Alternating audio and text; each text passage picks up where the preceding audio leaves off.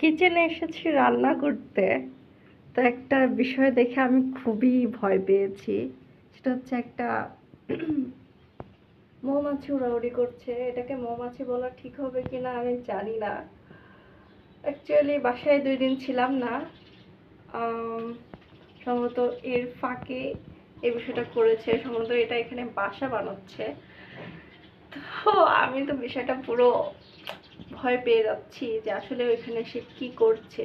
I think সে বাসায় বানাচ্ছে ও থাকার জন্য। মানে বল্লাটা অনেকক্ষণ ওড়াউড়ি করছিল। তো আমি কয়েকবার নোটিস করলাম আর কিচেনে কাজ করছিলাম যে দেখি রান্না করব। এখন উড়ে এসে এখানে বসলো। তো দেখি চলে যাওয়ার পরে এখন বিষয়টা কি হয়। ও গড,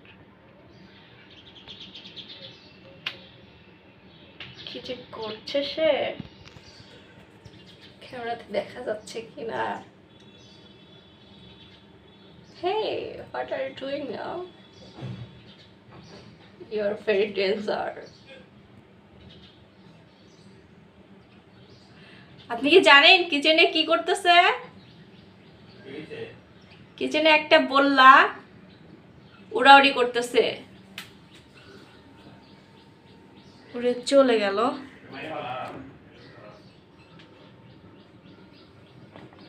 এটা হচ্ছে আমার, ও এটা আমার হচ্ছে ডালের কৌটা। ও নো, কি একটা অবস্থা করছে। পুরো মাটি দিয়ে এখানে বাসা মেক করতেছে। চিন্তা করা যায়। আমি যে কি করব সেটাই ভাবছি। বাসাটা ভেঙে দেওয়াটাই উচিত, কারণ এই বল্লাগুলো খুবই খুবই বিষাক্ত হয়। কারণ ও বাসা করলে এখানে বাচ্চা উঠাবে, ডিম ফোটাবে। ও নো, সেটা আসলেই সমস্যা। তো ভাবছি বাসাটাকে আমি ভেঙে দিব। আবার মায়াও করছে, কিন্তু এসব ক্ষেত্রে মায়া করে কোনো ফায়দা নাই। এটা নিজের জন্য ক্ষতি, নিজের জন্য বরং ক্ষতি বয়ে নিয়ে আসা। সো এটাকে ভেঙে দিতে হবে, অবশ্যই হবে। দেখি, কারোর ঘর ভাঙা খুবই দুঃখজনক একটা ব্যাপার।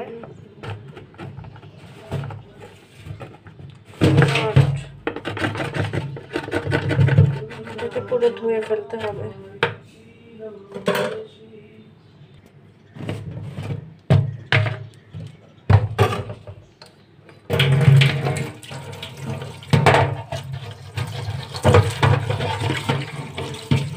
একটা অবস্থা না বিষয়টা। খারাপ জিনিস আসলে, খারাপ বিষয়গুলো নিজেকে এভাবেই সমাধান করতে হয়, তাহলে সেটা বড় আকার ধারণ করে ফেলতে পারে। এটা শুকিয়ে গেলে তারপরে এয়ারটাইট করে লাগিয়ে ফেলবো। এখন আপাতত এখানে শুকাক।